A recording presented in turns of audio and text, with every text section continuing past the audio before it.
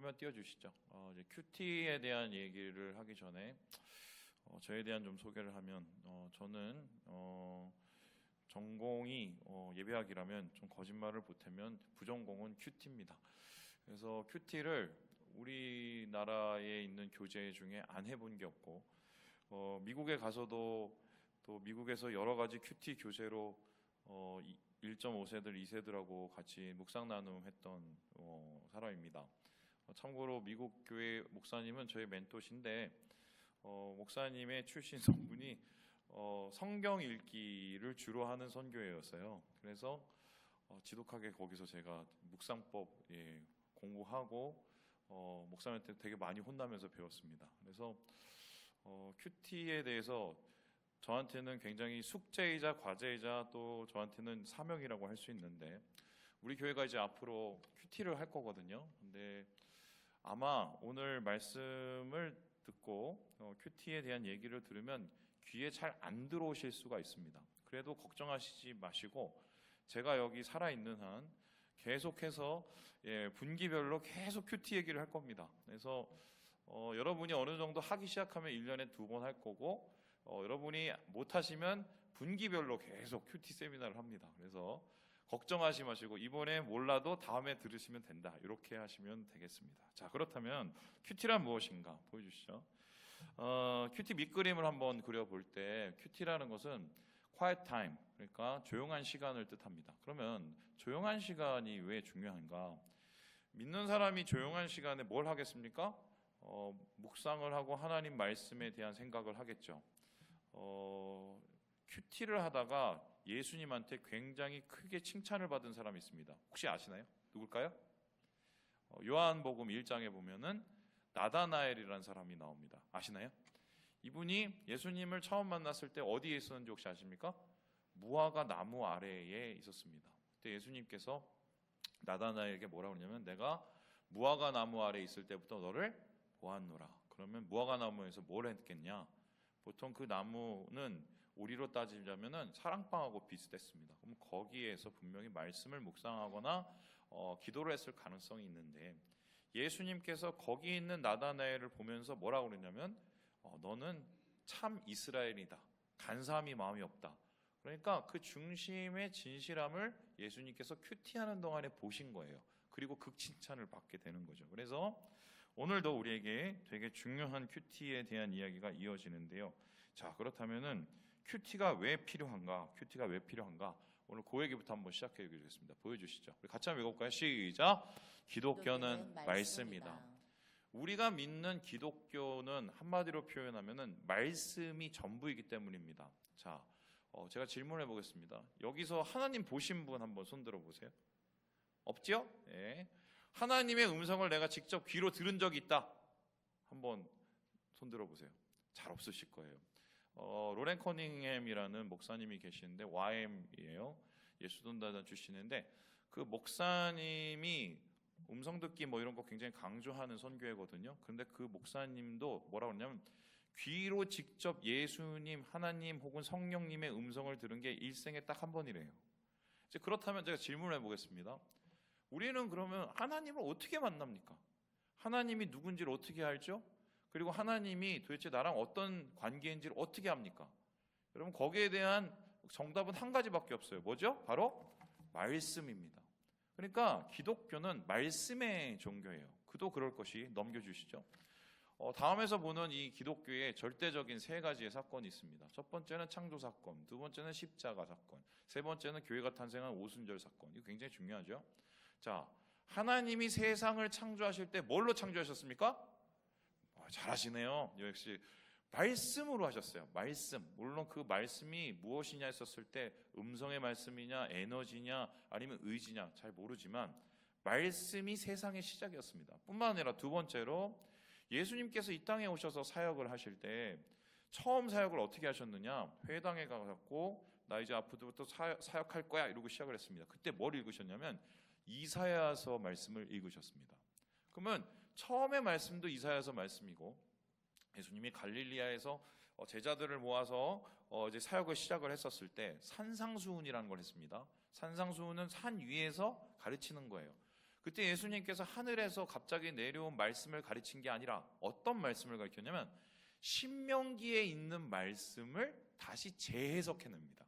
그러면 예수님의 그 생전의 이야기들은 대부분 뭐냐면 신명기, 그거 아니면 이사야, 그거 아니면 시편이에요.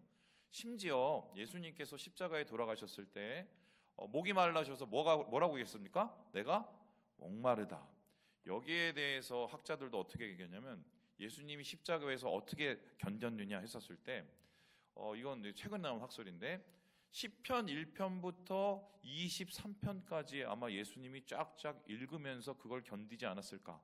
그래서 시편 22편이 어떻게 해요? 내 왜 나를 버리시나이까? 그게 나오죠. 23편에 어떻게 나옵니까? 여호와는 나의 목자시니 내게 부족함이 없으리로다. 내가 영원히 거하리로다. 아마 그러한 과정 속에서 예수님이 말씀으로 버텼을 것이다. 예수님의 주된 사역도 뭘로 이루어졌다고요? 말씀으로 이루어졌습니다. 뿐만 아니라 교회가 탄생을 했습니다. 여러분 아시는 것처럼 성령이 하늘에서 내려왔죠. 그런데 여기에 모르시는 게 하나가 있습니다. 성령이 내려와서 성령의 은사가 나타났을 때 우리는 먼저 생각할 때 뭔가 뜨겁고 막 사람들이 열광적이 되고 사람들이 그리고 뭐 은사를 행하고 그랬다고 생각을 하는데 최초의 성경에서 말하는 교회의 탄생, 성령이 임했을 때 나타난 이야기가 뭐냐면 말씀이에요. 만국 방언이 일어납니다. 그게 뭐냐면 그 유대인이 그 유월절에 명절 이렇게 모였는데 각 나라에서 모이다 보니까 언어가 여러 가지로 이렇게 분류가 돼 있었어요. 그때 성령이 임하셔서 어떻게 해요? 베드로를 통해서 구약부터 신약까지를 쫙 읊어서 말씀을 전합니다. 그러면은 나머지 제자들은 뭘 했냐? 학자들은 이에 대해서 뭐냐면 그 말씀을 방언으로 통역을 했다고 봐요. 그러면 베드로가 얘기를 하고 그 말씀이 거기에 모여있는 여러 사람들의 말로 다 번역이 돼서 어떻게 해요? 다 들리게 된 거야. 동시통역이 된 겁니다. 그렇다면 교회의 처음 출발도 뭘로 시작했다? 말씀으로 시작을 했어요. 그래서 기독교는 그냥 말씀입니다. 앞으로 이제 저하고 배우실 때 이 말씀이 왜 중요한지를 배우게 되는데 처음부터 끝까지 그냥 말씀으로 시작해서 말씀으로 끝난다고 봐도 과언이 아니다. 뿐만 아니라 큐티가 필요한 두 번째 이유가 있는데요. 우리 보여주시죠. 같이 한번 읽어보겠습니다. 시작. 말씀은 변하다. 그러면 말씀으로 시작하고 말씀으로 끝났다면 말씀은 우리에게 어떤 의미를 가질까? 이런 질문을 해보는 거죠. 여기에 대해서 디모데후서에 바울은 이렇게 얘기를 합니다. 우리 같이 한번 읽어볼까요? 시작. 모든 성경은 하나님의 감동으로 된 것으로 교훈과 책망과 바르게 함과 의로 교육하기에 유익하니 이는 하나님의 사람으로 온전하게 하며 모든 선한 일을 행할 능력을 갖추게 하려 함이라. 이 말씀을 좀 주의 깊게 보세요. 말씀을 통해서 도대체 하나님이 뭘 하고 싶으셨을까? 교훈, 책망, 바르게 함, 의로 교육. 여러분 이게 다 뭐하고 관련됩니까? 교훈을 왜 합니까? 책망을 왜 합니까? 바르게 왜 합니까? 의 왜 합니까? 변화시키려고 하는 거죠. 그래서 그 말씀의 끝에 어떻게 돼요? 선한 일을 행할 뭘 주신다고요? 능력. 그러니까 우리에게 하나님이 말씀하시는 이유는 우리가 어떻게 해요? 변해야 되니까. 그러니까 말씀을 주신 이유는 삶에서 어떻게 변화하느냐고 곧 연결이 돼 있습니다. 그래서 큐티가 필요하다는 건데 아니 그래요. 말씀이 중요하다. 말씀이 변한다. 그런데 큐티하고 뭔 상관이야? 여러분 신학에서 보면 다음과 같이 신학은 세 가지가 있어요. 조직신학, 성경신학, 실천신학. 조직신학은 성경의 뼈대를 이제 말해서 요약본이면 성경신학은 그 살을 붙이는 건데 실천신학은 뭐냐면 조직신학에서 말하는 뼈대하고 성경신학에서 말하는 그 살을 가지고 실제적으로 삶 속에서 이루어지는 실천을 하는 학문이에요. 그러면 신학의 결론이 뭐겠어요? 실천입니다. 장로교의 가장 큰 문제가 뭐냐면 실천 신학이 약해요. 그런데 성경에서 말하는 말씀의 가장 목적은 뭐냐면 변화와 실천이에요. 자, 그런데 이게 큐티하고 왜 상관이 있냐? 이게 마지막으로 큐티가 필요한 이유인데요. 보여주실까요? 시작.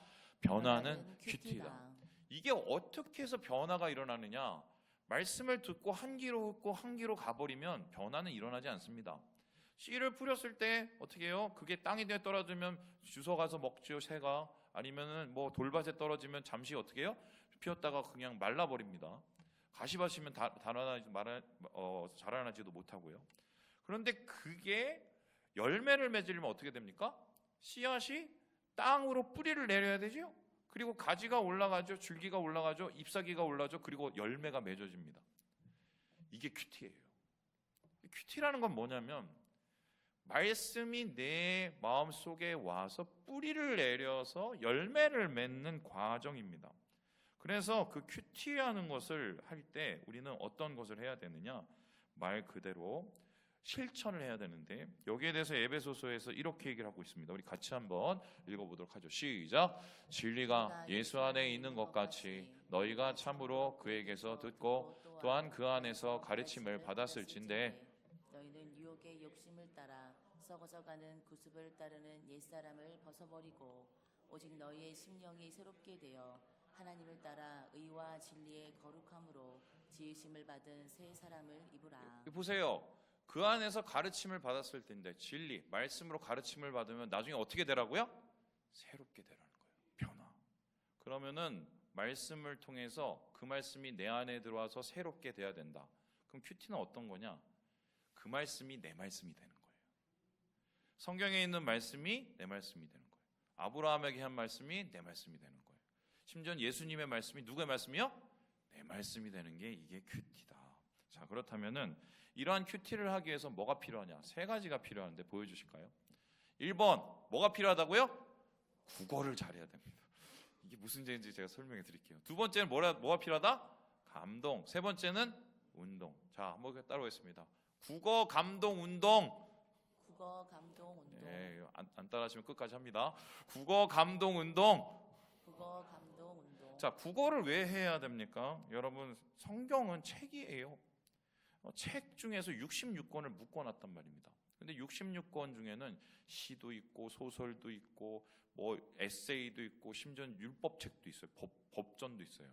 그러면은 법전을 소설처럼 읽으면 됩니까? 안 됩니까? 안 되죠. 시를 법전처럼 읽으면 됩니까? 안 됩니까? 각 권에 따라서 특성에 따라서 국어를 해야 됩니다. 여러분 수능을 얼마 전에 했었을 때 수능 읽기 되게 중요하죠. 이 시에서 나타나는 중심 주제는 그거를 똑같이 하는 게 큐티입니다. 그래서 그거를 하는 게 왜 중요하냐? 예전에는 어땠냐면은 본문이 어떤 건지 목사님들이 결론이 다 똑같아요. 그런 설교를 예전에 했던 적이 있었습니다. 이 조직 신학이 흥왕했을 때인데 이런 거죠.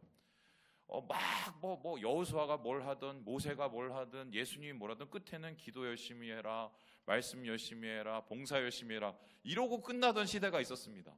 근데 그 시대는 이제 지났어요. 지금은 성경 신학의 시대인데 그건 어떤 거냐면 다음과 같아요. 보여주시죠. 이게 바로 우리가 지금 있는 이곳 지도거든요. 옆에를 보면 지형도가 이렇게 나타나서 길이 이렇게 딱 보입니다. 옆에는 위에서 찍으니까 뭔가 3D처럼 보이죠. 여러분 아까 거기서만 해서 모든 말씀에 기도, 말씀, 봉사 이렇게 끝나면 옆에 지도만 보여주는 거예요. 그런데 이거를 그 각 권에 따라서 특성에 따라서 국어를 통해서 분석을 하고 내용을 좀 알아내면서 뭔가 나한테 받아들이면 3D로 보기 시작을 하는 겁니다. 그래서 말씀을 볼 때는 뭘 잘해야 된다고요? 국어를 잘해야 돼요. 국어를. 그럼 오늘부터 국어를 열심히 하셔야 돼요. 할렐루야. 두 번째로 그렇다면은 감동이 필요하다고. 감동이 뭐냐? 다음과 같이 성경의 구조를 알아야 됩니다. 이 말씀의 구조는 다음과 같습니다. 저기 불어오는 바람이 감동인데 하나님의 감동으로 쓰여졌다 했을 때 감동이 뭐냐면 놀랬죠?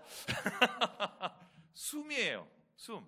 그러니까 성경은 뭘로 쓰여졌다고? 하나님의 숨으로 쓰여졌어요. 그럼 하나님이 숨을 불어넣어서 그 숨이 갑자기 막 펜이 막 움직여갖고 그 펜이 막 성경을 썼습니까? 아니에요. 이 성경은 누구를 통해서 썼죠? 그 숨이 성경을 쓴 저자에게 들어간 겁니다. 더 보여주세요. 그럼 그 저자를 통해서 그 숨이 글로 써져요. 그럼 글로 써질 때 그 저자가 쓰고자 하는 것도 있고 그의 삶이 있고 또 그의 인생이 다 담겨져 있겠죠. 하나님이 그 저자의 삶을 통해서 감동을 하신 게 써져 있는 게 그게 성경이에요. 그러면 그걸 이제 내가 다시 읽는다. 현대에 와서 읽으면 4,000년 혹은 5,000년의 기간의 차이가 있어요. 그럼 이걸 어떻게 해석을 할 것이냐? 일단은 그때 그 사람이 어떤 상황이었는지, 어떤 정황이었는지, 어떤 마음으로 썼는지를 알면은 좋겠죠. 그래서 성경을 읽기 전에 그 각 권의 전체를 보는 게 되게 좋습니다. 근데 요즘에는 옛날에는 이걸 딱 따져봤는데 요즘에는 아주 좋은 게 있어요. 한번 써보시겠어요? 바이블 에센스 한번 써보세요. 바이블 에센스. 자, 써보세요. 자, 펜을 들고 바이블 에센스. 오늘 집에 가서 꼭 검색합니다. 예. 바이블 에센스라고 유튜브에 쓰면 각 권에 대한 전체 내용이 싹 다 나옵니다. 오늘 우리가 호세아서를 시작했으면 가서 호세아 바이블 에센스 이게 딱 쓰세요. 쇼츠만 보지 마시고 그거 보면은 전체 그림이 싹 다 보인단 말입니다. 아, 그때 저자가 이런 상황이었고 이렇게 글을 썼구나. 그걸 이해해요. 그리고 나서는 그거를 현대에 읽는 독자가 읽기 시작을 할 때 여기서 되게 중요한 게 있어요. 보여주실까요? 누가 역사를 해야 우리가 이 글을 읽습니까? 아니에요. 그 전이에요. 누가요? 성령님이 감동으로 썼으니까 내가 이 글을 읽을 때 성령님이 숨을 불어 넣어줘야 돼요. 그러면 성령님이 내 마음속에 숨을 불어 넣어주기 위해서는 어떻게 해야 될까요? 기도해야겠죠. 그래서 큐티 전에 항상 뭘 해야 된다? 기도를 하고 기도하는 마음으로 읽다 보면 감동이 옵니다. 감동이. 이게 바로 두 번째 필요한 감동이에요. 세 번째는 운동인데요. 이렇게 읽고 감동이 왔어요. 그리고 뭔가 뿌듯해져요. 그리고 나서 아웃풋이 아무것도 없어요. 나오는 게 없어요. 끝이 없어요. 열매가 없어요. 정상이에요? 정상이 아니에요? 정상이 아닙니다. 그러면 어떤 모습이 되냐면 보여주실까요? 이게 얼마 전에 나오는 이제 웹툰인데 이렇게 되는 겁니다. 대가리는 이만한데 몸은 왜? 걸을 수 있어요? 없어요? 못 걸어요. 큐티의 완성은 뭐다? 운동이에요. 그 말씀을 하나라도 한 자락이라도 붙잡고 나한테 오는 그 감동을 가지고 우리의 삶 속에서 뭔가 운동을 해보는 겁니다. 그 운동을 할 때 큐티는 완성이 되는 거예요. 그 전까지는 사실은 그냥 탁상 공론이 될 수 있다. 그래서 사실은 큐티의 완성은 뭐다?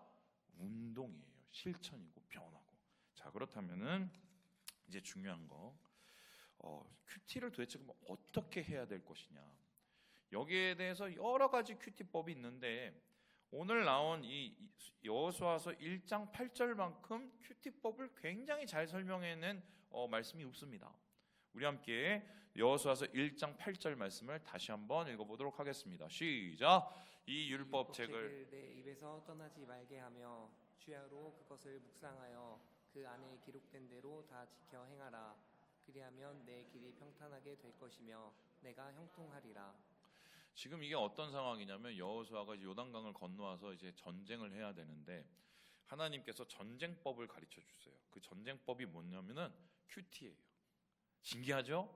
우리 생각에는 전쟁법이란 게 뭐 칼을 이렇게 써라, 전술을 이렇게 짜라, 그리고 사람들을 이렇게 부려라 이런 것 같은데 하나님이 가나안에서 전쟁으로 승리하는 승전의 방법을 큐티라고 하셨습니다. 왜냐하면은 이 전쟁은 하나님의 전쟁이지 사람의 전쟁이 아니에요. 하나님이 앞장서서 하셔야 되는 전쟁이에요. 그러면 하나님이 앞장서야 되면 우리는 어떻게 합니까? 그거를 잘 따라가야 됩니다. 하나님이 대장이니까. 그럼 대장의 의도를 파악하고 대장이 원하는 대로 움직여야 이 전쟁에 승리를 하는 거예요. 그럼 대장이 원하는 의도를 파악하고 쫓아가는 그 과정이 뭐다? 큐티예요. 그래서 여호수아는 그 큐티 방법을 하나님 앞에 이렇게 배웠는데 다시 한번 보여주세요. 1번 내 입에서 떠나지 말며. 보여주세요. 다시요. 떠나지 말래요. 떠나지 말래. 그럼 어떻게 해요? 계속해서 읽으래요. 두 번째는 어떻게 해요? 주야로 그것을 묵상하래요. 자, 그럼 묵상이 뭘까? 묵상에 대해서 가장 좋은 해석 방법이 뭐냐면 소여물 씹기입니다. 제가 소여물을 씹는 걸 진짜 그래서 보고 온 적이 있습니다. 묵상법을 내가 알려고. 어떻게 합니까? 계속 씹습니다. 아시죠? 우리 교회에 또 이제 장로님이 소 키우셨다고 제가 얘기 들었는데 얘네들은 없어도 계속 씹습니다. 그걸 물어봤더니 왜 그러냐 물어봤더니 그렇게 얘기하시더군요. 소가 이게 그 소화액이 부족해서 위 운동이 부족해서 계속적으로 이게 침샘에서 나와서 효소를 섞어줘야 이게 효화가 된대요. 그리고 먹는 게 풀이니까 더 그럴 거 아니에요. 그래서 이거를 배에서 꺼지면서 다시 여물을 돌리고 이 과정을 계속 반복하면서 소화를 시킨다고 얘기를 했어요. 묵상이 똑같아요. 말씀을 계속해서 반복해서 읽으면서 내 마음에 올 때까지 계속해서 그것을 다시 한번 생각하고 비춰보고 그런 과정이 묵상이에요. 그리고 마지막으로는 이게 어떻게 됩니까? 다시 한번 보여주겠어요? 8절에 보니까 다 지켜 어떻게 하랍니까? 행하라. 쉽죠? 읽는다, 묵상한다, 어떻게 한다? 행한다. 한국 교회의 큐티의 가장 문제점이 뭐냐? 잘 읽어요. 묵상도 굉장히 잘합니다. 묵상법도 얼마나 한국 교회 잘 나오는지 모르는데 끝에를 뭘 안 합니까? 안 해. 그러니까 맨날 고자린 거예요. 그런데 하나님께서 여기서 강조하는 건 뭐냐면 말씀을 듣고 행하는 것. 그것을 가리켜서 우리가 뭐라고 합니까? 두 자로 순종이라고 그래요. 순종. 그래서 사실 큐티의 변화는 뭐를 통해서 이루어지느냐? 순종을 통해서 이루어집니다. 자, 그렇다면은 이 말씀을 그대로 큐티법에 한번 적용해 보겠습니다. 그렇다면 다음과 같은데요. 보여주시죠. 맨 처음에 주님께 기도를 합니다. 왜 기도를 합니까? 뭐가 필요해요? 감동. 하나님, 제가 이 말씀을 읽을 때 감동하게 해주세요. 감동하게 해주세요. 내 마음을 좀 감동해 주세요. 그리고 하나님, 나를 조명해 주세요. 조명이 뭡니까? 안 보이던 것을 보게 해주세요. 그러고 나서 어떻습니까? 읽습니다. 최소 몇 번? 3번을 읽습니다. 그래서 저희가 매일 성경 새벽에 할 때 그 묵상 시간을 둬요. 그걸 두는 이유가 뭐냐면 한 3분 정도인데 최소 한 번은 읽고 말씀은 듣자. 그래서 일부러 그 시간을 두는 겁니다. 근데 그 시간에 딴짓 하시는 분들이 제가 있다고 들었는데 그 시간에 뭘 해야 된다? 말씀을 다시 한번 읽어야 돼요. 묵상을. 이게 왜 중요하냐면 제가 이스라엘에 갔었을 때 헤브론이라는 곳에 갔어요. 헤브론은 그 전쟁 중이었는데 거기에 갔더니 아브라함의 묘지가 있었습니다. 그 아브라함의 묘지에 율법을 이렇게 굉장히 열심히 읽는 정통 유대인들이 거기에서 뭐 이렇게 예배 같은 걸 드리고 있었어요. 제가 걔네들이 뭐 하는 걸 뒤에서 계속 지켜보고 그걸 찍어 왔는데 뭘 하느냐? 말씀을 들고 계속해서 옹알옹알 겁니다. 성경책도 아닌 이상한 게 요만해요. 요걸 가지고 계속 왔다 갔다 그래서 옹알옹알 거립니다. 그래서 제가 나중에 이게 뭐냐고 물어봤더니 신명기에 있는 핵심적인 장을 여기다 써놓고는 이걸 계속해서 읽고 해요. 근데 나중에 이게 봤더니 이게 묵상이래요. 그러니까 묵상의 기본은 뭐냐면 사실은 뭐라고요? 반복해서 성경을 읽는 겁니다. 목사님, 반복해도 이게 도대체 뭔지 알아들을 수가 없습니다. 그러면 어떻게 해요? 다음과 같이 읽기를 하면 되는데요. 보여주시죠. 넘겨주세요. 예, 넘겨주세요. 네. 자, 반복해서 읽습니다. 따라해보세요. 반복해서 3번 정도. 그래서 맨 처음에 머리로 읽다가 안 되면 어떻게 해요? 소리를 내서 읽습니다. 소리를 내서. 유대인들이 이렇게 해요. 진짜 소리를 내서 읽고. 그 다음에 뭔가 여기에 대해서 모르는 게 있어요. 밑줄을 치고 이게 뭔가 감동이 와요. 아니면 또 다시 뭐 동그라미를 치고 이러면서 밑줄을 칩니다. 그 제일 중요한 게 어떻게 해요? 이 말씀을 뭐처럼 읽으라고요? 내 얘기처럼. 읽기가 되게 중요해요. 그런데 우리가 읽다 보면은 성경에 되게 힘든 말들이나 표현들이 나옵니다. 이게 왜 그러냐면 이 성경이 하필이면 100년 전의 말로 쓰여진 성경이에요. 그리고 제가 중국에 갔었을 때 알게 됐는데 괴휼, 강팍 이런 말이 우리나라의 말이 아니에요. 중국에 갔더니 그 말이 있어요. 중국 성경을 그냥 차원만 해서 그냥 갖다 놓은 성경이에요. 그러니까 이 말이 뭔지는 우리는 몰라. 그래서 사실은 읽다가 막히면은 동그라미를 해주시고 뭘 찾으시면 좋냐? 자, 적습니다. 새번역 성경 씁니다. 쓰세요. 네, 새번역 성경. 요즘에는 앱으로 다 됩니다. 새번역을 찾으면 너무 잘 설명이 돼 있어요. 그래도 모르겠다. 그럼 뭘 읽느냐? 쉬운 성경 있습니다. 쉬운 성경 읽으면 돼요. 그래서 일단 얘네가 여기서 뭘 얘기하고 있는지를 파악하고 내용을 파악해요. 그리고 머릿속에 파악이 되면 국어를 하는 거죠. 그거를 계속적으로 다시 읽습니다. 첫 번째 읽을 때 이해하는 거하고 두 번째 읽을 때 이해하는 거하고 세 번째 읽을 때 이해하는 게 달라지겠죠. 그거 하는 게 첫 번째 이제 묵상의 방법이에요. 그래서 이렇게 읽기를 하는데 보여주실까요? 첫 번째, 천천히 소리내서 밑줄을 치며 읽습니다. 눌러주세요. 지금 복 있는 사람은 악인의 꾀를 좇지 않고 죄인의 길에 서지 않고 막 이런 일을 합니다. 이랬을 때 뭔가 그 행사가 형통하다, 나는 교와 같다, 심판을 이기지 못한다, 막 이런 게 떠올리면 이렇게 치는 거예요. 그리고 또 눌러주세요. 그러다가 보면은 여기에 대해서 내가 뭔가 나는 이 말씀이 이렇게 다가와 그러면 하고 메모를 합니다. 우리가 그래서 이 매일 성경을 하는 게 매일 성경을 고이고이 모셔놓고 이거는 하나님의 말씀이니까 절대로 건들면 안 돼 그렇게 하려고 한 게 아니라 매일 성경의 옆에 보면 뭐가 있습니까? 공란이 있어요. 뭐 하라고 놔뒀겠어요? 노트하라고 나오는 거예요. 노트하라고. 자, 그래서 그 다음에는 읽을 때 뭘 찾아내냐면 2단계가 있는데 보여주시죠. 나중에 다시 다 할 겁니다. 매일 성경에는 3가지를 발견하게 돼 있어요. 첫 번째는 이 말씀에 나타난 하나님은 어떤 모습이냐. 그리고 두 번째는 이 말씀에 나온 세상은 어떤 모습이냐. 그렇다면 이 세상과 하나님 사이에서 나는 어떤 모습이냐. 이걸 찾아내는 건데 보여주실까요? 첫 번째는 여기 말씀해 보니까 여호와의 율법을 즐거워한다. 하나님이 인정하신다. 하나님은 말씀으로 역사하시는구나. 하나님은 말씀으로 사는 사람을 인정해 주시는구나. 이게 여기 나옵니다. 그 하나님은 그런 하나님. 그럼 세상은 어떤 세상이냐 봤더니 악인, 죄인, 오만, 망한다 이런 말이 나옵니다. 세상 사람은 저기 말씀과 반대가 있는데 그게 바로 죄고 그게 바로 악이고 그게 바로 교만이고 그렇게 되면 다 어떻게 된다? 쫄딱 망한다. 쓰는 거예요. 그리고 나서 최종적으로 질문을 던지죠. 나는 지금 어떤 모습이지? 이게 큐티예요. 이게 매일 성경의 가장 기초적인 이 3가지 방법이에요. 하나님을 묻고 세상을 묻고 나를 묻고. 그래서 거기에 보면 하나님은 어떤 분이십니까? 이렇게 써 있어요. 우리에게 교훈은 무엇입니까? 써 있습니다. 그게 이런 식으로 이게 구성이 되는 게 바로 첫 번째로 매일 성경이다. 두 번째, 이렇게 읽었으면 뭘 해야 되냐면 묵상을 해야 됩니다. 묵상이란 건 아까 제 마음속에 이렇게 받아들이는 과정이라고 그랬죠. 그러면 묵상을 어떻게 해야 되느냐?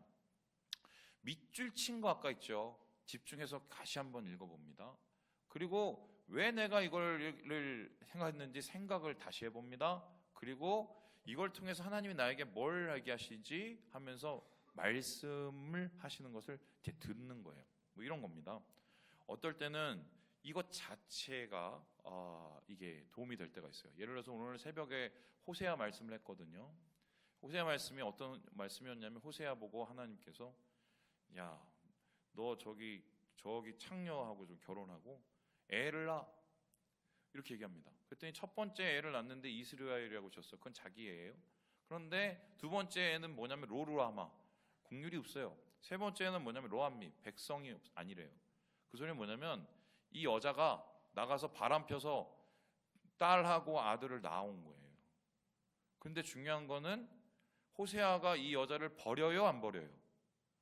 안 버려요. 이상하죠? 왜 안 버렸지? 그리고 하나님은 왜 이걸 시켰지? 고민하기 시작하죠? 왜 안 버렸지? 왜 안 버렸지?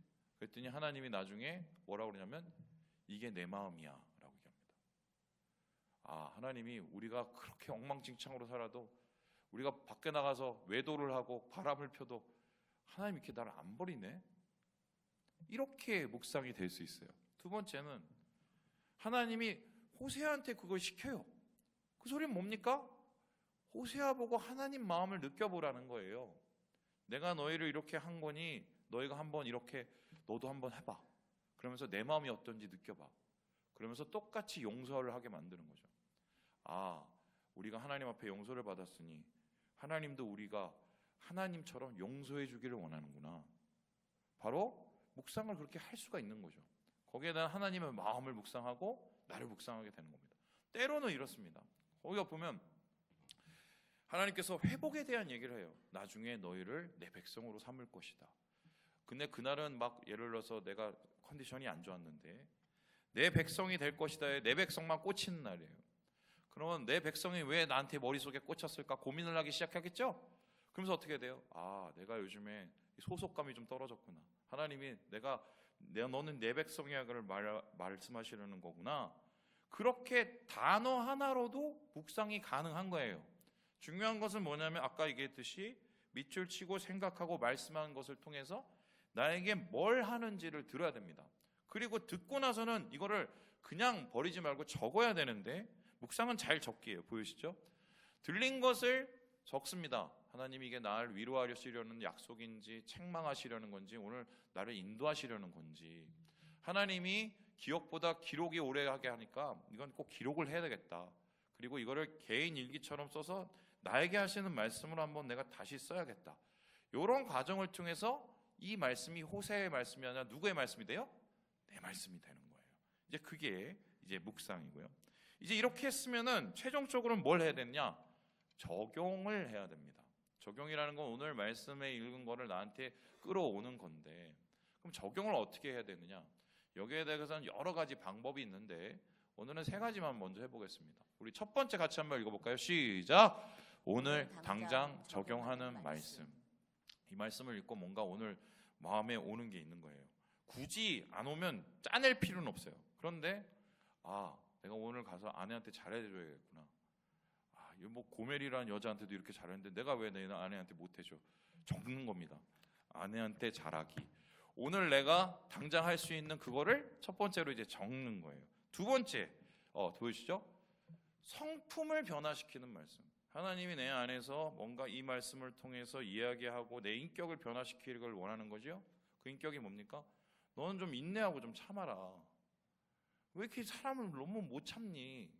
내가 이렇게 너한테 얘기를 하는데 너는 왜 자꾸 네가 하고 싶은 대로 이렇게 하나님께서 이렇게 말씀하실 때도 있습니다. 때로는 어때요?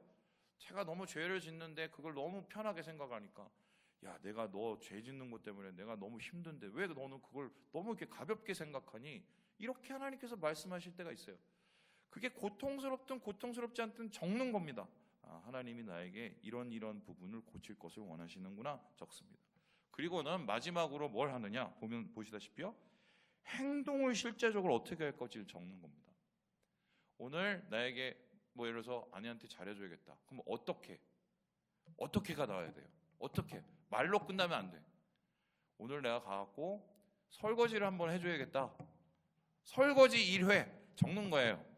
오늘 가갖고 내가 누구누구한테 굉장히 힘들게 했으니까 사과해야겠다. 사과도 구체적으로 적는 겁니다. 거기다가 내가 미안해. 내가 잘못 생각했어. 적어요. 다 적어요. 그리고 마지막으로 하나님께서 오늘 나를 통해서 변화하기 원하는 내 삶의 모습들을 구체적으로 적고 내가 그걸 언제 할지도 구체적으로 한번 적어보는 겁니다. 왜 그러느냐? 이렇게 왜 디테일하게 나가냐? 안 그러면 안 해요. 제가 많이 해봤는데 안 합니다. 그냥 이렇게 지나가요. 그러다 보면은 내 말씀이 아니라 남의 말씀으로 남을 수가 있다. 그래서 적용은 이런 방식으로 해야 된다. 자, 그렇다면은 원래 이 세미나는 묻고 답하는 시간이 있어야 되는데 오늘은 관계상 그게 안 되니까 그냥 워크샵으로 한번 넘어가 보도록 하겠습니다. 자, 워크샵을 해보겠습니다. 여러분 받은 이거를 한번 펴보겠습니다. 한번 펴보세요. 이 뒤에 다 적으셨나요? 예. 이게 지난 주일자 우리 매일 성경입니다.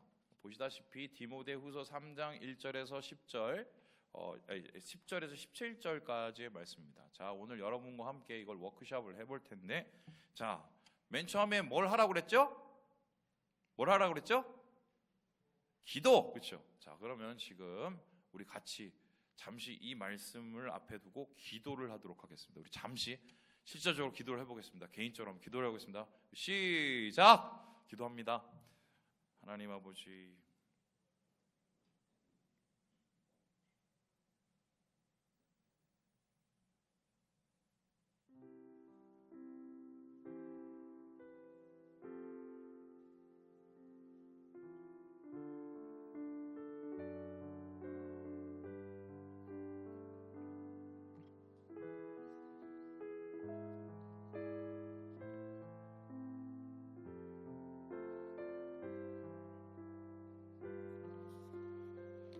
아멘. 자, 그러면은 기도한 후에 바로 우리 넘어갑니다. 뭐 해야 되죠? 읽기. 자, 그러면 지금부터 한번 눈으로 10절부터 17절까지 한번 쭉 읽어보겠습니다. 눈으로 한번 읽어보겠습니다. 시작. 읽어봅니다. 음악 좀 틀어주세요.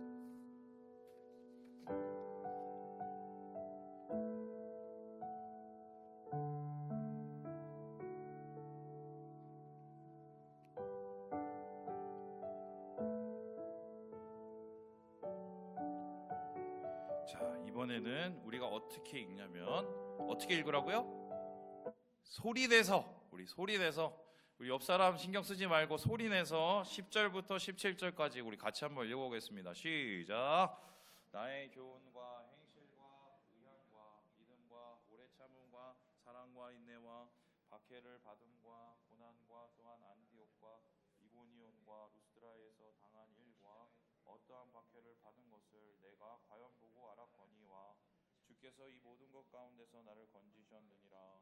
무릇 그리스도 예수 안에서 경건하게 살고자 하는 자는 박해를 받으리라. 악한 사람들과 속이는 자들은 더욱 악하여져서 속이기도 하고 속기도 하나니. 그러므로 너는 배우고 확신한 일에 거하라. 너는 내가 누구에게서 배운 것을 알며 또 어려서부터 성경을 알았나니 성경은 능히 너로 하여금 그리스도 예수 안에 있는 믿음으로 말미암아 구원에 이르는 지혜가 있게 하느니라.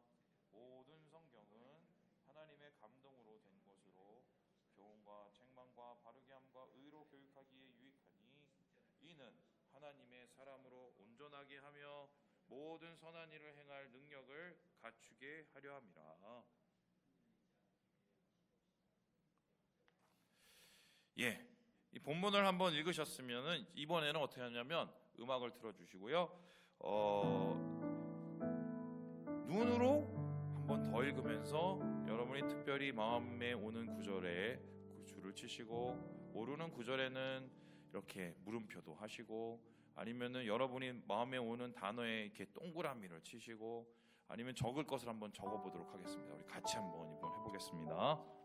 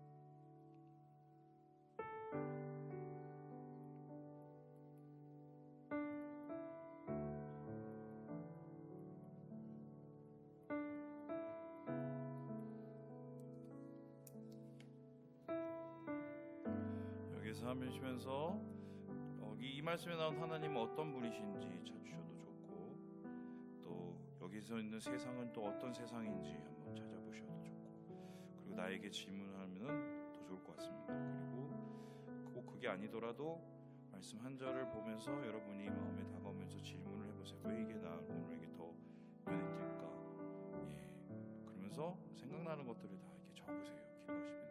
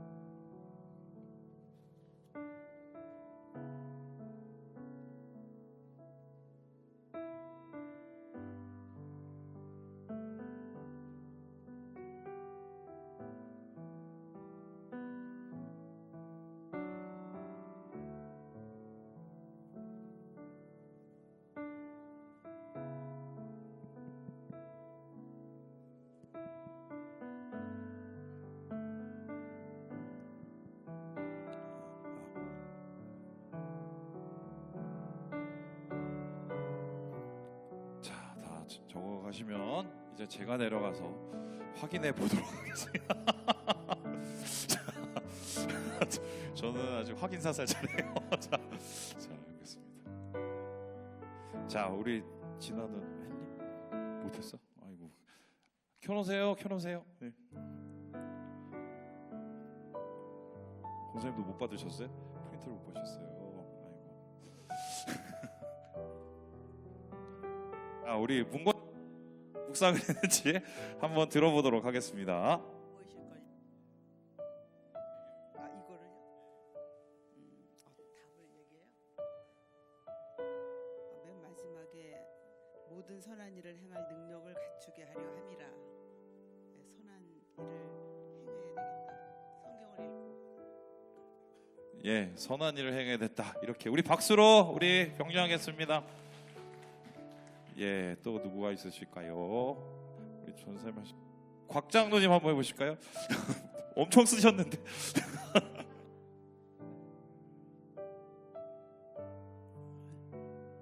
하나님은 참아주시고 저를 바라봐 주시고 참아주시고 하나님의 백성을 올바르게 살도록 인도하시는 사랑의 하나님이십니다. 그래서 저는 늘 말씀을 묵상하고 하나님의 사랑으로 선한 일을 행하겠습니다. 우리 박수로 격려합니다. 예, 지금부터 이제 뭘 하냐면은 이것을 가지고 옆 형제 자매하고 나누도록 하겠습니다. 사실 묵상에 이게 가장 좋은 건 이제 큐티는 파티라고요. 그 묵상한 거 옆 사람들하고 나눌 때 그 묵상의 크기가 훨씬 커지거든요. 자, 한번 둘씩 한번 짝져 보도록 하겠습니다. 같은 부부끼리 좀 힘드시면 뭐 다르게 짝을 져도 괜찮습니다. 한번 짝을 져 보시고, 예. 우리 이 시간 제가 한 3분 정도 드릴 테니까 한번 나눠보도록 하겠습니다. 나는 이 말씀 보면서 이게 와닿았어. 근데 생각해 보니까 이런 것 같아. 우리 같이 한번 해보겠습니다. 시작. 조용하시면 안 돼요.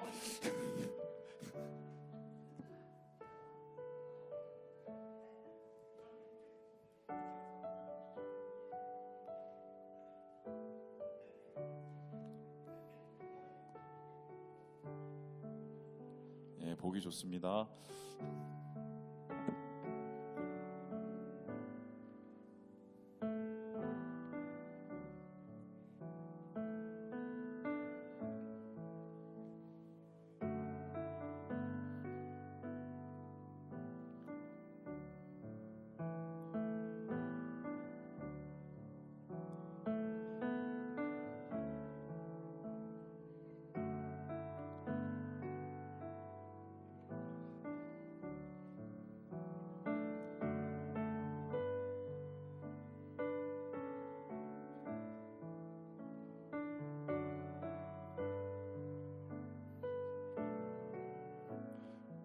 남장님 좀 껴주세요.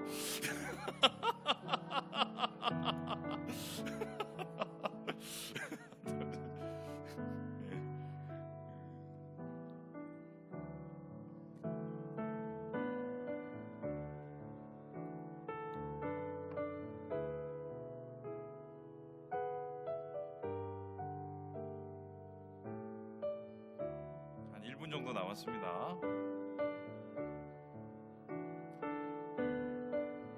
이제 더 이상 나눌 게 없다 그러면 손을 잡고 한번 기도해 주시면 좋을 것 같아요. 예.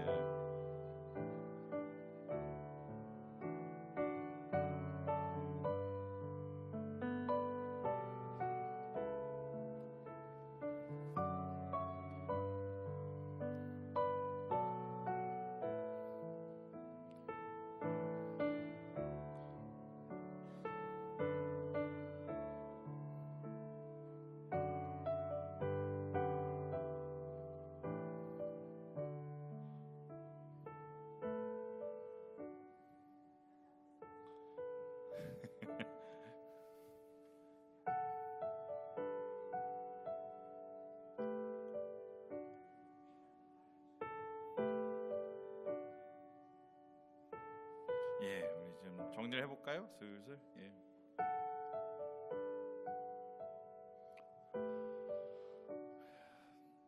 저는 개인적으로 12절 말씀이 오늘은 더 많이 다가왔는데, 예수 안에서 경건하게 살고자 하는 자는 박해를 받으리라. 저는 이 말씀이 어떻게 왔냐면, 예수 제대로 믿으면 힘든 게 당연하다. 지금 나를 가장 힘들게 하는 것은 무엇인가?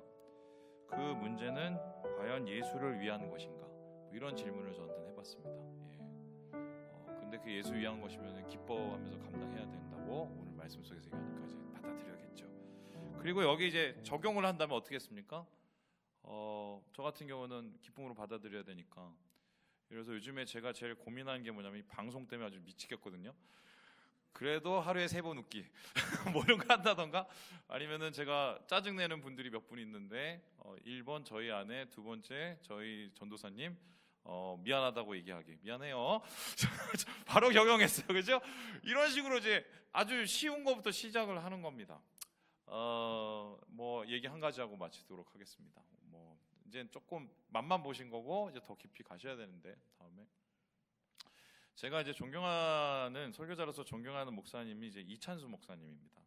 이찬수 목사님을 개인적으로 알지 못했었는데 전 교회에 이제 이찬수 목사님이 강사로 오셨어요. 그래서 이제 라이드를 이제 몇 번 해드리면서 같이 식사를 하게 됐는데, 제가 그 목사님한테 단도직입적으로 물어봤습니다. 뭐라고 여쭤봤냐면, 목사님처럼 설교를 하려면 어떻게 해야 되냐고, 설교 잘하는 법 좀 가르쳐달라고 제가 여쭤봤습니다. 당돌하게. 그랬더니 이찬수 목사님이 저한테 꼭 알고 싶냐고 해서 알고 싶다고 그랬더니 뭐라고 하셨냐면, 이찬수 목사님은 주일 말씀을 월요일부터 토요일까지 묵상을 하신대요. 큐티를 하신대요. 근데 큐티를 얼만큼 하냐? 제가 그 얘기 듣고 이제 깜짝 놀랐는데, 새벽 3시 반부터 아침 8시까지 그 말씀만 묵상을 한답니다. 그래갖고 어떻게 묵상하는지 여쭤봤더니 그거를 프린터로 일단 크게 다 뽑아갖고 머리맡에 하나, 화장실에 하나, 천정에 하나 이렇게 다 갖다가 붙여놓은대요. 그래서 보이는 데에 놓고 있으면 바로 적고 이러면서 일주일 동안 말씀을 묵상하신다고 얘기를 하더라고요. 그래서 그렇게 묵상을 하면 안 지치냐고 그러는데, 그 말씀이 나한테 말할 때까지 기다린대요. 여러분, 보통 우리는 나한테 맞는 말씀을 찾잖아요. 이게 예전에 저도 그런 버릇이 있는데, 난 지금 되게 힘들어. 그런데 뭔가 위로의 말이 필요해. 그럼 뭘 찾습니까? 막 시편 뭐 이런 거 위로의 말 가지고 이거 위로 받아야지 뭐 이런 거 하지 않습니까? 근데 위로가 돼요, 안 돼요? 안 될 때가 많아요. 왜냐하면 내가 말씀을 보기 때문에 그래요. 정확하게 말하면 말씀이 나를 보게 해야 돼요. 그래서 그 말씀이 나에게 말할 때까지 기다리신대요. 하나님이 나에게 어떤 말씀을 주시는지 기다리신대요. 그래서 제가 그 이야기를 듣고 나도 이찬수 목사님처럼 해봐야겠다, 설교의 능력자가 되어야겠다 싶어갖고 그 다음 날부터 새벽 3시 반에 일어나서 8시까지 묵상을 하기 시작을 했습니다. 어떻게 됐을까요? 일주일도 못했어요. 그게 그렇게 힘들어요. 고통스러울 수 있죠. 왜냐하면 설교자로 서야 되니까 더 그렇죠. 아무리 좋은 자료와 아무리 좋은 주석을 가지고도 개인적으로 말씀 앞에서 자기의 모습을 비춰보고 돌이키는 것만 할 수는 없어요, 절대로. 오늘날의 한국교회의 가장 큰 문제는 말씀을 책에 가두기 때문에 문제가 생기는 거예요. 그래서 오늘부터 여러분 또 뭐 각오하시고